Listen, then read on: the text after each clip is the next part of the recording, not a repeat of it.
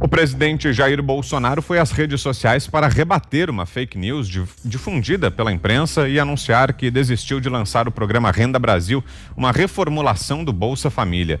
O anúncio foi feito após reunião de última hora com Guedes no Planalto.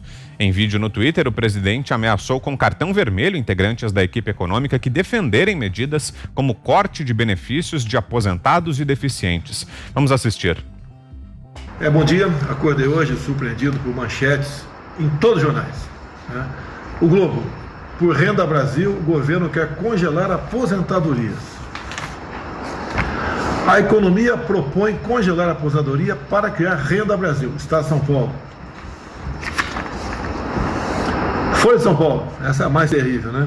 O governo quer cortar 10 bilhões em auxílio para idosos e pobres com deficiência. O Correio Brasiliense. Em prol do Renda Brasil, o governo estuda suspender reajuste dos aposentados. Eu já disse há poucas semanas que jamais vou tirar dinheiro dos pobres para dar para os paupérrimos. Quem porventura vier propor para mim uma medida como essa, eu só posso dar um cartão vermelho para essa pessoa. É gente que não tem o mínimo de coração, não tem o mínimo de entendimento como vivem os aposentados do Brasil. Então, dizer a todos vocês, né? De onde veio? Pode ser que alguém da equipe econômica tenha falado sobre esse assunto. Pode ser.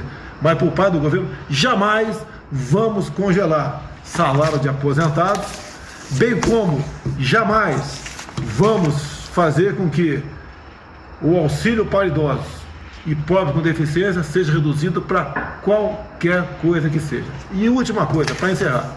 Até 2022, no meu governo, está proibido falar a palavra Renda Brasil. Vamos continuar com o Bolsa Família e ponto final. Um abraço a todos e bom dia. O ministro da Economia amenizou o mal-estar pelo fim do Renda Brasil e afirmou que o cartão vermelho de Jair Bolsonaro não foi para ele. Paulo Guedes acrescentou que a reação do presidente é política e que a imprensa deu interpretações erradas sobre tirar dinheiro dos pobres. Já que começou uma notícia que não é o que está na cabeça politicamente do presidente, quer dizer, pegar dinheiro do pobre, do deficiente, do idoso, para dar para o mais pobre ainda. Ele falou, bom, se estão interpretando assim, então não tem isso, pronto, acabou. Vou deixar bem claro que repetiu o que já tinha falado lá atrás. Ele já tinha dito isso, eu não vou tirar dinheiro do pobre para passar para o mais pobre. E levantou um cartão vermelho. O cartão vermelho não foi para mim, esclarecendo todo mundo.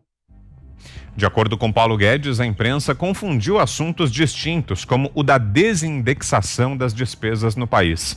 O ministro cita ainda uma PEC que devolve à classe política o comando sobre os orçamentos públicos.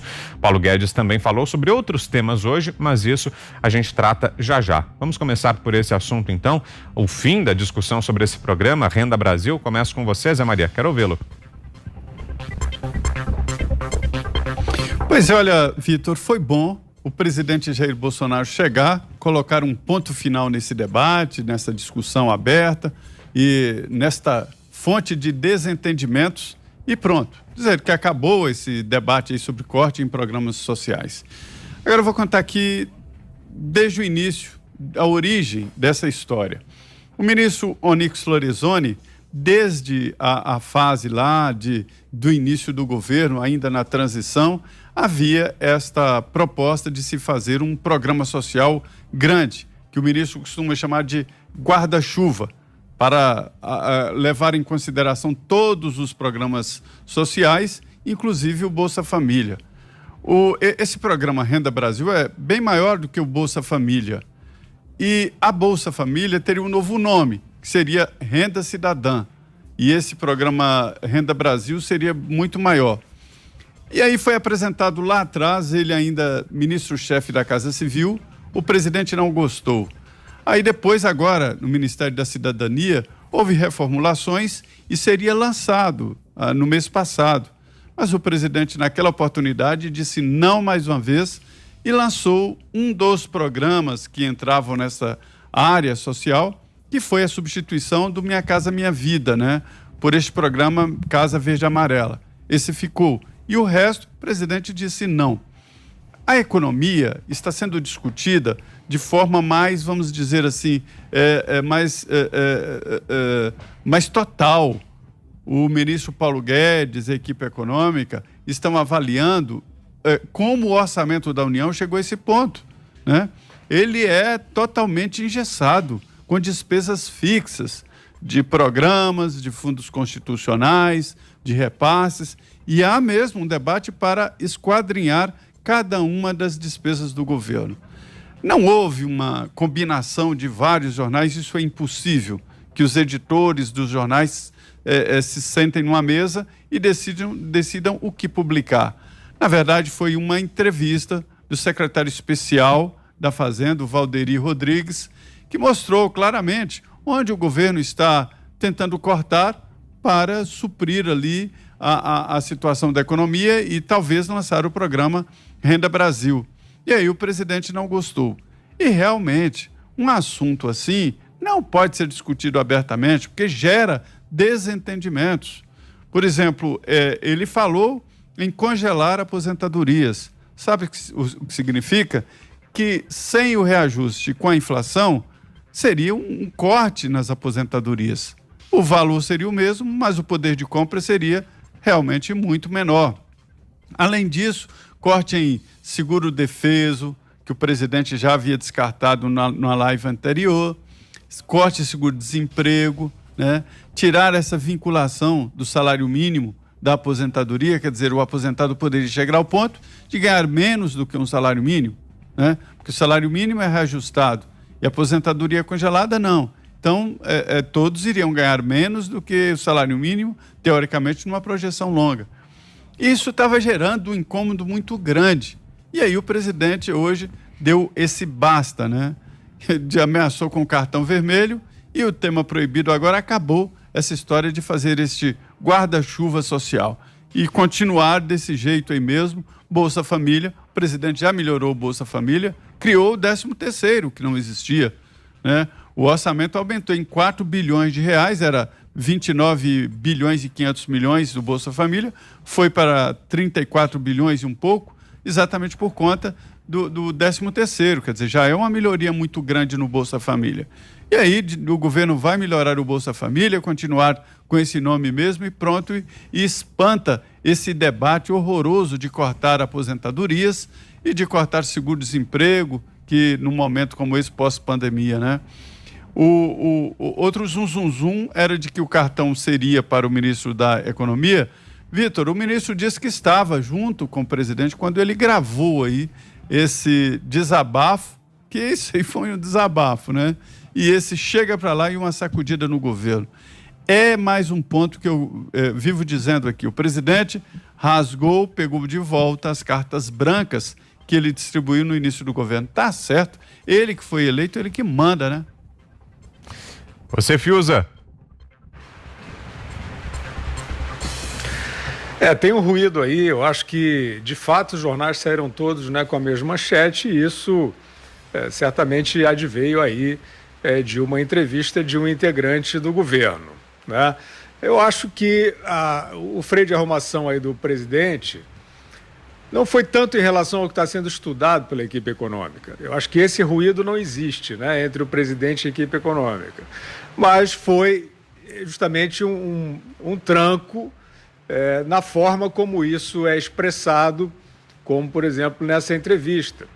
Porque, de fato, não assisti a íntegra dessa entrevista, mas a ideia de que você teria aposentadorias congeladas realmente foi para as manchetes e possivelmente foi dita, né?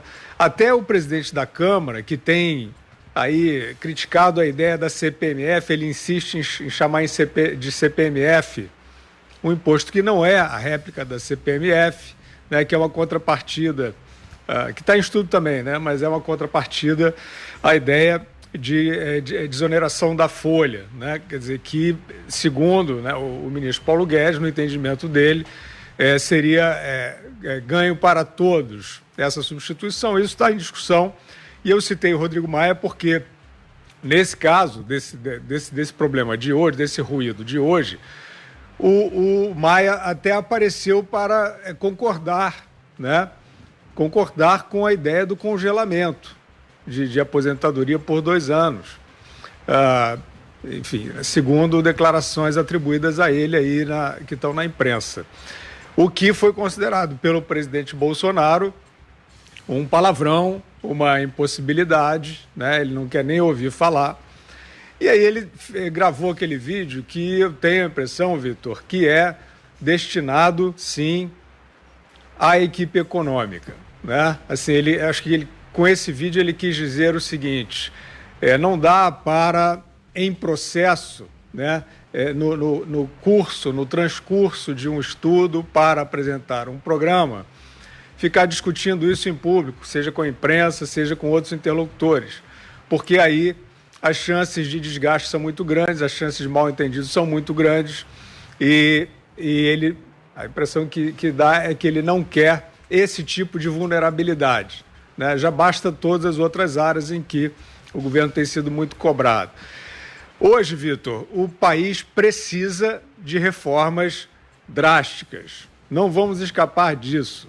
Eu acho que o presidente está querendo proteger uma parte vulnerável, quando ele fala, né, que não quer dar para os paupérrimos, tirando dos pobres, né? É porque, de fato, né, você falar em congelar aposentadorias que já são baixas, né? Aliás, numa versão anterior, ele já tinha dado essa canelada aí umas 3 semanas atrás, na equipe econômica, quando se falava também do Renda Brasil, e aí aparecia, por exemplo, a ideia de suspensão de abono salarial para quem ganha até dois salários. O presidente não quis nem ouvir falar disso. Ali ele já tinha dado essa mesma canelada, e que agora ele deu, acho que ele espera que de forma definitiva.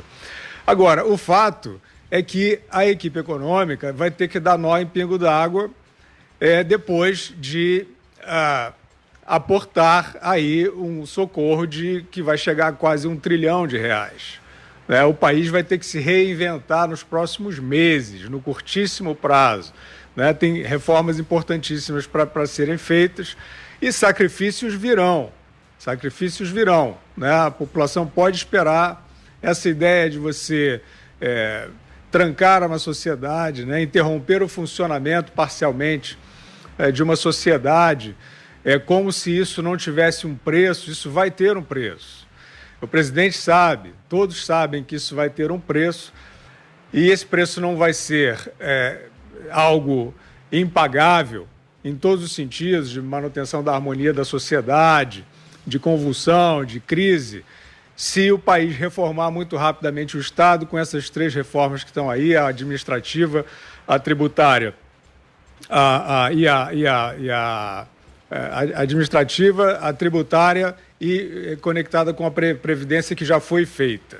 Aliás, na Previdência, uma primeira fase foi feita nos anos Fernando Henrique, criando, por exemplo, o fator previdenciário. O fator previdenciário diminuía a aposentadoria, né? Quer dizer, proporcionalmente, em termos ali da possibilidade que você tinha de se aposentar com um determinado tempo de trabalho, para você se aposentar naquele mesmo tempo, você passaria a receber um benefício menor. Isso teve um custo político gigantesco lá nos anos Fernando Henrique, mas era um período em que o Plano Real tinha decolado, o povo tinha mais dinheiro no bolso, não estava no meio de uma crise. Agora, no meio desta crise, dessa pandemia, o presidente não quer nem ouvir falar desse tipo de sacrifício aos mais vulneráveis. Vai lá, Ana. Bom, Vitor, a preocupação que eu tenho é em relação ao que, não apenas ao que é dito, né, fora do Planalto, mas como a imprensa carrega isso. A gente sabe que existe um movimento midiático de grande parte da imprensa que não gosta desse governo, ou seja, é democracia e liberdade e torcida para que tudo dê certo apenas se o meu candidato vença. Então, eu acho que eu vou pegar uma carona no que o Fiuza disse em relação aos sacrifícios que virão. Eu acho que já estávamos fazendo grandes sacrifícios, né? Começando pela reforma da Previdência, que foi até antes da pandemia. A gente já estava ali, desde que Bolsonaro foi eleito, começamos a trocar os pneus do carro com o carro andando, né? Para ficar bem próximo aí do ditado popular. e mais sacrifícios virão, e para a gente, né, nós brasileiros, eles serão mais pesados ainda, porque além de estarmos vindo, né, de um tempo muito nebuloso, né, com os governos petistas, aí a gente entrou nesse tempo nebuloso mundial, né, nessa cereja do bolo aí para a gente, que foi essa pandemia histórica.